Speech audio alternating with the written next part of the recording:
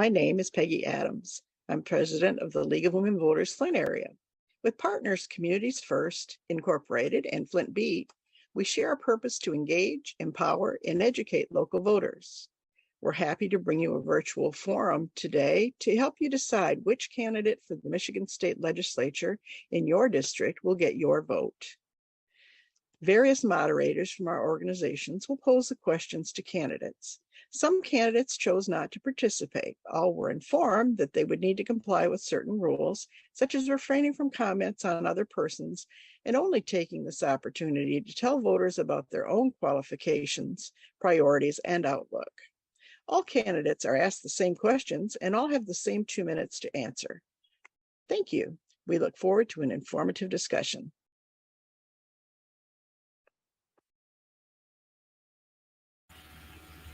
Hello, everyone. My name is Jaquanda Johnson. I'm founder and publisher of Flint Beat, and I will be asking the questions today. Today, we have Jasper R. Martis. Jasper is running for the 69th District State House Representative seat. Can you please introduce yourself and tell our audience a little bit about yourself and what qualifications and skills you have? Absolutely. And do we have 2 minutes for this one as well? Okay. So firstly, I just want to say thank you so much to Communities First, Flint Beat, and the League of Women Voters for hosting these forums. I think it's important up and down the ballot, no matter the race, that voters get a chance to hear from the folks who are going to be on the ballot. So my name is Jasper Martis, and I'm the Democratic nominee for state representative in the all-new 69th District in Northwest Genesee County. And the lines for this district may be new, but my family's roots to our community stretch back well over a century. And whether it was the classroom, the factory floor, or the wide open fields, each generation of my family has figured out a way to try to serve others. We were never known for having a lot of money or never known for having some sort of political dynasty, but each generation of my family has built up a strong reputation of public service, of working hard, and always being there for other people. I was raised with the idea of trying to figure out how best to help other people. And for me, that's always been through government work. I went to work for Congressman Kildee at a young age as a caseworker, oftentimes being on the phone with folks during their darkest times and darkest hours, trying to help veterans get the care that they needed, helping seniors navigate Medicare and other assisted living forms. And then I went to work in the communications department of the Michigan House, often being in the room where it happens, where the legislative process plays out, where appropriations are discussed, and oftentimes where the resources that get back to a community like ours are discussed. I decided to run because I thought that our community needed a strong advocate in the room. And during my campaign, I found that you can tell a lot about a person who wants to be an elected official, how they'll serve in office based on how they run their campaign. During our primary, we campaigned 7 days a week and twice on Sunday from sunup to sundown. I walked 1,005 miles over 152 days, the equivalent of from Detroit City to Tallahassee, Florida. And I did that not just to try to lose weight or to try to break some record, but that's how you get to know the folks in your community, hear about what's on their mind, and prepare to take office come January and fight for all involved. Thank you. And thank you for that introduction. What are the 3 most pressing issues facing your district? Mm-hmm. And if elected, how will you address them? Yeah. So I'm at an age right now where there's a lot of folks who are a little bit older than me, a little bit younger than me. They graduate from high school, college, or trade school, and they move somewhere else. They go to another part of the state, another part of the country. And that doesn't just make our economy less strong. That doesn't just lead to the shutting down of factories and small businesses. It breaks up families, and it makes all of us worse off. We can't reverse this trend that all of us have experienced in each of our families and each of our friend circles. But we can start. And the way that I see us being able to do that is creating better economic opportunity, expanding access to healthcare, and making sure that we seriously and effectively combat climate change. When you look at how we can better our economy, because of the ARPA package, the infrastructure package, and now the Inflation Reduction Act, tens of billions of dollars are flooding into our state from the federal government. Now, the question is not, are we going to spend those funds? It's where and how. We need to make sure those funds are getting back to our community, making sure that they're going to rebuild our roads, invest in our small businesses, and make sure that we give people a new economic opportunity. We haven't seen this amount of investment in public works in nearly 50 years since the Great Society. We need to make sure that our community is benefiting from those funds. And if I'm serving our community in Lansing, I'll make sure a lot of those funds get back to our community. Number two, with the rising cost of healthcare, whether you look at older folks trying to figure out what their next stage of life looks at, or the rising cost of prescription drugs, we need to make sure healthcare is affordable for all, and investing in community mental health, community services, and making sure we expand access to healthcare. And number three, when we look at combating climate change, a lot of times we think of whether or not we can create jobs or combat climate change. That's a false choice. If we invest in infrastructure properly, if we spend those ARPA infrastructure and inflation reduction funds correctly, we can not only combat climate change, we can create good paying jobs as well. Thank you, Mr. Martis. The next question is, what best practices will you employ when making decisions on behalf of the residents of the 69th District? Yeah, so I am really a student of history. It's funny that I majored in international relations. If you look at my bookshelves, there's not really any things about international relations. It's American history. And I feel like you need an understanding of our past to reassess where we are in the present and where we go in the future. One of my favorite books is John F. Kennedy's book, Profiles in Courage, where he examines a bunch of different senators in American history, how they made difficult decisions, and what the fallout of that was. And oftentimes, the folks who made the right call, sometimes they were rewarded with fame and power. Other times, they ultimately lost their job. Sometimes when folks made difficult decisions, it wrote them into the history books. And for other people, we don't really remember them. But when you look at what it takes for an elected official to make the right call, whatever it is, to be a true profile in courage, it's making sure that those decisions line up with your morality, whether that comes from your religion, your faith in human beings, or however else you relate to other people. It's making sure that it lines up with what is best for your constituents. And making sure that you can fully and faithfully execute the desires and qualifications of your office of respecting and defending Michigan's Constitution and always putting your constituents first. So when it comes to making the right decisions for our community, when it comes to assessing how best to be a good leader, it's taking a look at your morality, taking a look at your constituents, and making sure that you can live up to the task that's been asked of you. That every person in their own way, in their own life, has to make those decisions. In elected office, no matter what level of government, it's making sure that you're doing the people's work if you're elected to the people's house. Thank you. What efforts, if any, would you take as an elected leader to ensure transparency and access in governance? Sorry about that. Yeah, absolutely. So in 1994, a ballot initiative was passed, which made Michigan House and Senate have some of the strictest term limits in the nation. It was a very Republican year. There was a real anti-incumbency feeling in the political winds of that year. And when that ballot initiative passed, a lot of people figured the bums are getting thrown out. We're going to have clean government and no more of those career politicians. Well, today, Michigan ranks second to last in terms of government transparency and oversight. We have a lot of problems when it comes to ethics, whether you're talking about individuals or a system more broadly that needs to be reformed. And just because we passed that ballot initiative in 1994 does not mean we could pack up and say that our ethics are straightened out. And in fact, in many ways, it's gotten worse since 1994. I understand the desire of not wanting career politicians, people who are there for decades and decades and decades.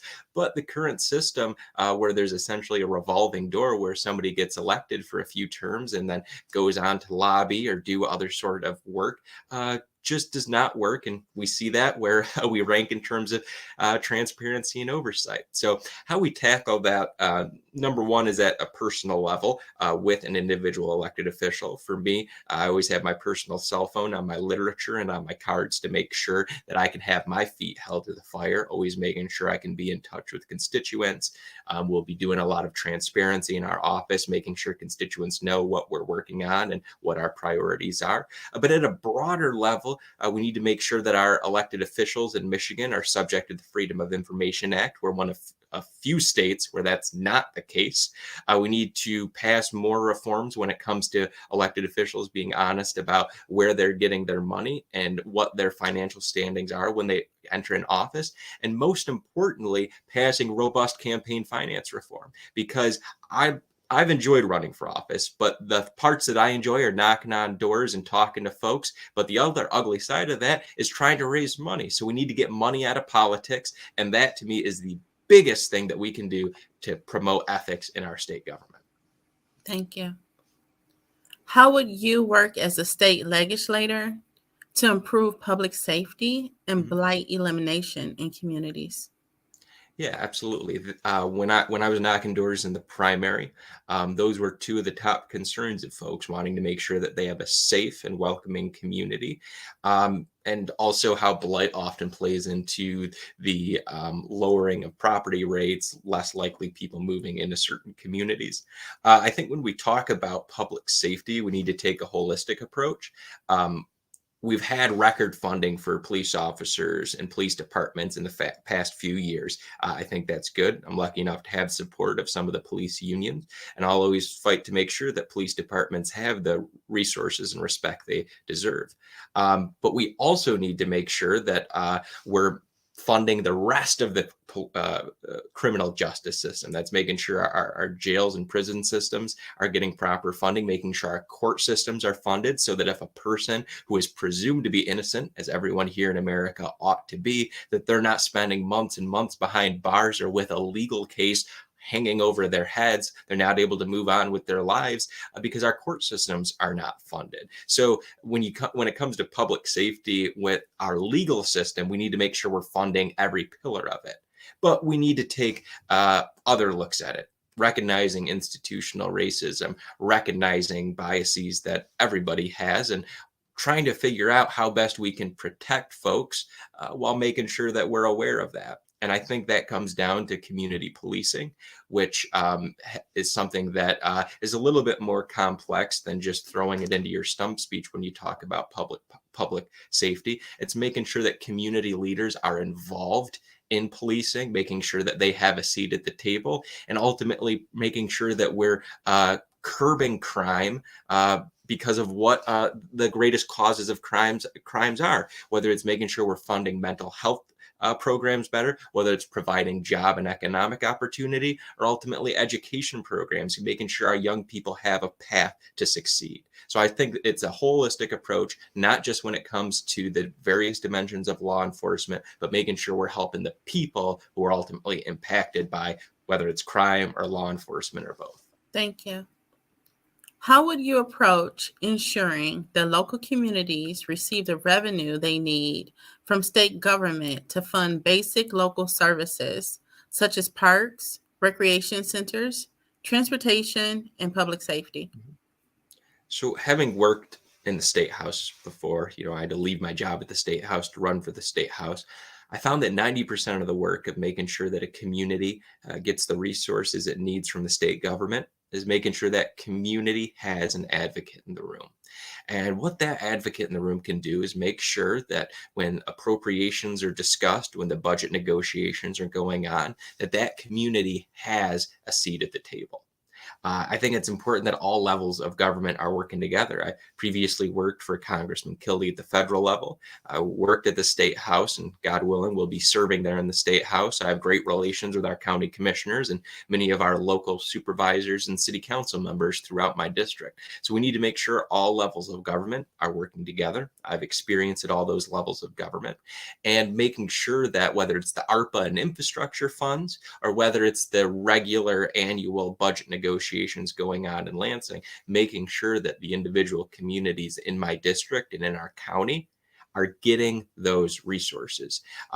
I didn't get a chance to, I ran out of time for the blight aspect of it on the previous question. So whether it's making sure that we're investing in getting rid of blight, making sure that we're bringing up property values, whether it's investing in public safety, our local parks and infrastructure, not all of that funding comes just from your local taxes that are overseen by the city council, and not all of it's done in Washington, D.C. A huge component of how we fund things in our day-to-day community is at the state level. So I want to make sure that I'm that advocate in the room, knocking on 13,000 doors, talking to so many people. I really got a good sense of what programs need to be funded, where do we need to be doing better, and what ultimately is going to make our community more successful. And I'm going to take those stories to Lansing and fight like hell to make sure that those programs are getting funded, whether it's rebuilding our roads, investing in education, or creating good paying jobs. All of this starts with a comprehensive approach of all levels of government working together, and I'll be very, very thankful to hopefully be in one of those levels of government. Thank you. What is your position on a citizen's right to make their own medical decisions? Strongly supportive. I'm thankful to have the support of Planned Parenthood, Equality Michigan, and a number of other groups that fight for bodily autonomy and a woman's right to choose. The way that I approach talking about this issue, I'm Catholic. I grew up surrounded by a lot of folks who were pro-life, who did not share my views on a woman's right to choose. And oftentimes the pitch I gave to them was, if you're only fighting against abortion and not fighting for a true culture of life, to take an old George Carlin saying, you're pro-birth, you're not pro-life. I think it's important that we not only protect a woman's right to choose, but we also fund a lot of the programs that would make a woman carrying a child to term their life a lot easier, whether it's universal pre-K, nutrition programs, paid family and medical leave, early access to healthcare, and all of these other programs that don't just make the lives of young women so much easier and their children having a head start. It also diffuses that argument that Republicans use that they somehow are warriors for a culture of life. They're not, because all of those programs I just listed are antithetical to what Republicans have been fighting for. So when I say that I believe in a woman's right to choose, I mean that it is not my business. It is her choice. And that we can both protect a woman's right to choose, but also make it easier, no matter who you are or where you come from, to have a child in our society, which right now it is not that easy. I am confident that by the time this video is posted, that the Michigan Supreme Court will most likely validate the ballot initiative that's going to protect and enshrine in law a woman's right to choose. I think that they are going to validate that. And I think it's important that no matter what your partisan background is, no matter what your personal views are, that when you get out to vote in November or get your ballot early on, that you support that ballot initiative, because a woman's right to choose and bodily autonomy more broadly is under attack, and passing that ballot initiative and electing more folks who believe in that to Lansing are two very important prongs of the fight that we're involved in. Thank you again, Mr. Martis, for joining us.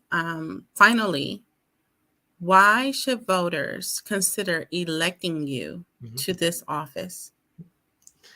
So, having worked in politics for a little bit and working on a lot of different campaigns, sometimes people give the pitch of experience and a steady hand, and other times go the approach of youth and offering change. Well, I think my candidacy is unique because I'm young enough to offer a fresh perspective, but experienced enough to get the job done.